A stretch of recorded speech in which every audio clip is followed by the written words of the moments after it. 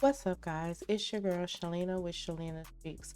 Welcome back to my channel, or welcome to my channel for all those that are new. Today we're going to be diving into one of the biggest topics that is going around in the hip hop culture news, or hip hop and pop culture, however you want to cut it. So today we have a big topic. It is the Megan Thee Stallion lawsuit. Yes, it is the Megan Thee Stallion lawsuit against the social media personality Milagro Cooper.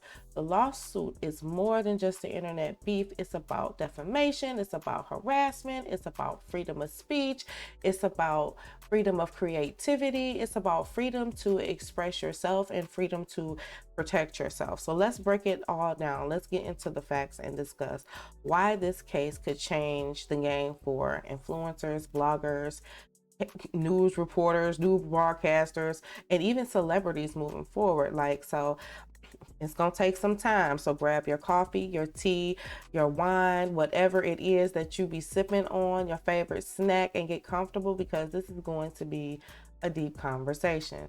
So let's just get into the deets. So what led to the lawsuit? I don't know if you've been following hip hop news, but you have to be under a rock to not know the Megan Thee Stallion and Tory Lanez case. But just in case you need a refresher, let's rewind real quick. So back in 2020, Megan was shot in the foot, right? She said she was shot in the foot. In 2022, Tory Lanez was found guilty of felony assault with a firearm, right? And then in 2023, he was sentenced to 10 years in prison. So a lot of people felt like that should have been the end of the conversation, right? But instead, Megan believes she became the target of an online hate and conspiracy theories and harassment campaign. So she felt like she was being attacked by different bloggers, specifically Milagro Cooper. So she felt like Milagro Cooper was pushing all these false narratives about her and spreading information and calling her a liar and saying that she was even working with Tory's team to attack her reputation. Whew, that's a lot, right? And so Milagro said, no, that's not what I'm doing. I'm speaking my mind. This is my personal opinion. This is freedom of speech. I don't believe what happened with that case. So this is her own personal opinion. And that's how that's happened. So that's where we are, and that's how we got here.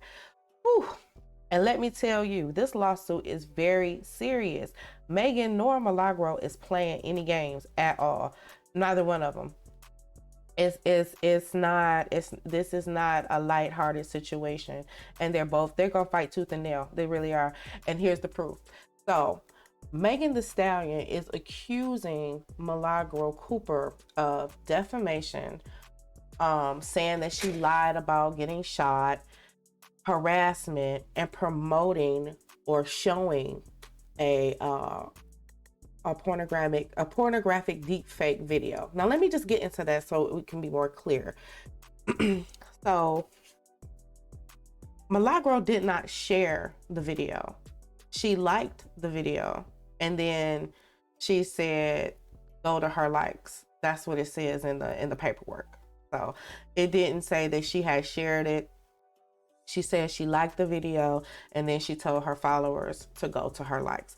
So that's how that whole situation happened. So a fake explicit video of Megan was created using AI.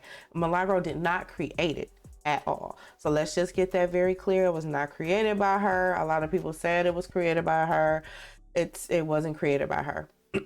So Megan team says that this was possibly intended to humiliate her, discredit her, and cause her emotional distress, right? So Megan is saying this is some next level type of harassment, because it wasn't just anyone that shared this like, or told them to go look at the likes, because she didn't share it. Let me just get that clear.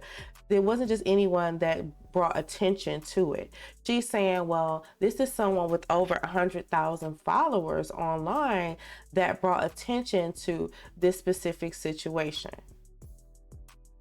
Milagro's stance is, I'm just reporting the news. I'm just sharing information. Somebody shared it with me. I'm sharing it with others. even though she didn't necessarily share it. She shared where to go see it. She didn't necessarily share it, because that's been the argument. That has been the argument. So if Megan wins the lawsuit, it could set a precedence on how deep fake harassment is handled in court. And personally, I think we take some of this stuff seriously with this deep fake and the AI, because it's getting out of control. I've seen people create stuff with Jay-Z and Diddy that's just unnecessarily not needed. It's hilarious a little. I admit I'm guilty, but it's not needed. But like when you're making serious stuff like this, it can really damage someone's reputation and their credibility and stuff like that. So I feel like they should definitely go after the person that created it. They need to figure out who created it, who put it out there on the internet, you know what I'm saying, and take it from there. So whew, let's get into the reaction from social media. So the people, of course, because that's what matters. So this lawsuit has the people split. You have one side of the people saying, good for Megan, she's standing up for herself. Influencers shouldn't be able to spread lies without consequences, they say. Some people say Milagro took it too far and should be held accountable for her actions. It's simple. That's what they say. And then the other side says Megan just wants to silence her critics. Milagro is just doing her job as a blogger and a commentator. Free speech should be protected from people like Milagro. I believe that free speech should be protected. And I do believe that there is also a fine line when it comes to free speech. So here's where I stand. I feel like free speech does not mean freedom from consequences. I don't believe you should be able to walk around and say whatever it is that you want to say carelessly, but I do feel like you should be able to express yourself respectfully. No problem. I have no problem with that. And I don't want this situation to turn into where, you know, smaller platforms, smaller bloggers, reporters, commentators won't, you know, feel confident to report in these spaces because of situations like this. If Megan does win, that may intimidate some smaller bloggers, you know what I'm saying, into maybe not reporting on her so much, or reporting in the fashion that they may want to report in. And another problem that I have with this situation, before we move on, is I don't see a lot of these celebrities attacking bigger blogs the way that they go at smaller blogs. And it drives me crazy.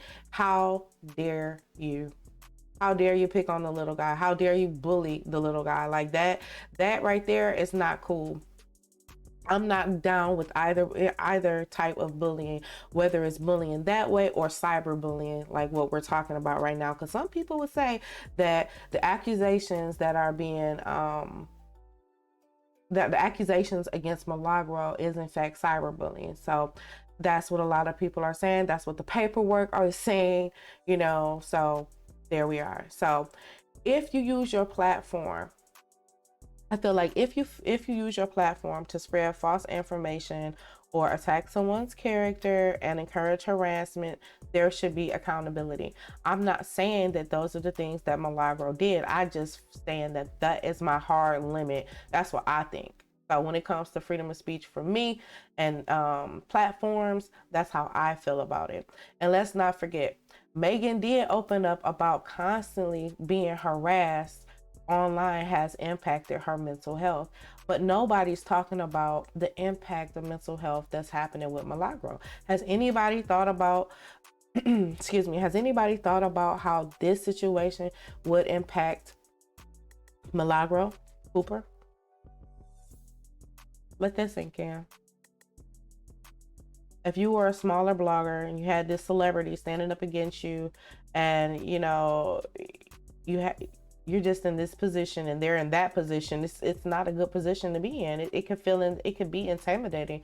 And I'm not saying that Milagro is intimidated by it, but I'm just saying, like, it's a lot of pressure to be put on someone. You know what I'm saying?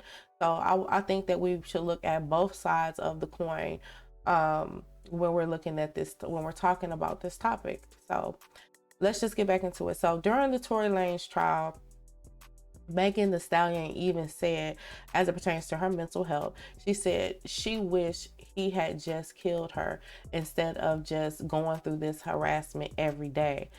Like, that is a powerful statement. So she was saying that she's absolutely tired. She can't take it anymore. And she said that during the Tory Lanez trial, no one, celebrity or not, should have to endure that kind of stress on either side, neither stress or cyberbullying. So what happens next? I don't know. This could get to a space where, they settle, which is what they're, which is what they've been talking about. They've been talking about settling, and a lot of people on the internet has been saying a lot of crazy things about this settlement. Now, I don't necessarily agree with what everyone is saying about the settlement, but it's ridiculous. It's ridiculous. So basically, what is proposed in the settlement, you may ask. So a proposal settlement was written agreement between two parties to settle a legal dispute for a specific amount of money. Boom. So the following counts is what they're trying to settle on. Count 1, defamation. Count 2, promotion of an altered sexual depiction. Count 4, cyber stalking and injunctive relief. So those are the counts. I'm going to go over one more time. So count 1, defamation. Count 2, promotion of altered sexual depiction. Count 4, cyber stalking, injunctive relief. So those are the counts. Those are the counts. So what happens next? Well, if this case is still going on, if Megan wins, it can make it easier for celebrities to sue influencers for defamation.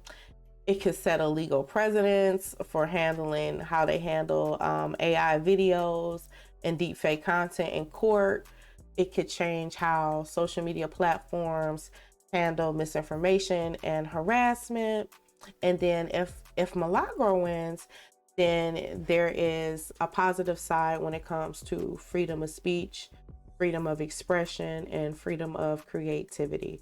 So if she wins, then it's gonna say that, okay, it's gonna open up a lot of doors for bloggers and commentators to be a little more creative, a little more outspoken. And yeah, that's what I think will happen. So let me know what you guys are thinking about this topic now in the comments below. Do you think that that'll happen on either side? What do you believe will happen with this situation? You know what I mean?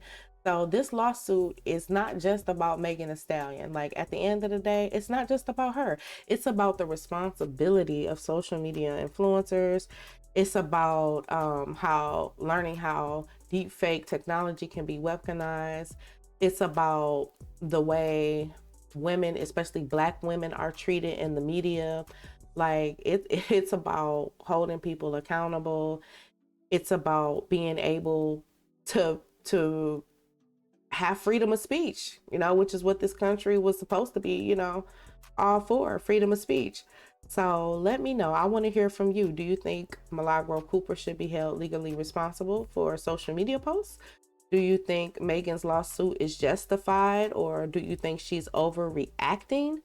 How do you think we should handle deepfake content and misinformation moving forward? Like, hit me up on social media, drop a comment in the comments, or you can even go to my website at shalinaspeaks.com and hit me up over there. I would love to see you guys over there. It's a ton of good stuff over there. If you like this video, go ahead and give it a thumbs up. And if you really like this video, go ahead and watch another video. And if you really, really, really mess with it, go ahead and subscribe. Hit that subscribe button. Until next time, peace.